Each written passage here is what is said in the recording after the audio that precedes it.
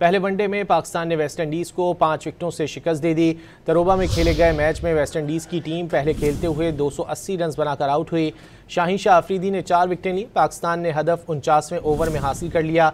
पाकिस्तान के हसन नवाज ने 63 और मोहम्मद रिजवान ने 53 रन बनाए। पहले वनडे में पाकिस्तान ने वेस्ट इंडीज़ को 5 विकेटों से शिकस्त दे दी है। तरोबा में खेले गए मैच में वेस्ट इंडीज़ की टीम पहले खेलते हुए 280 रन बनाकर आउट हुई। शाहीन शाह अफरीदी ने 4 विकेटें लीं।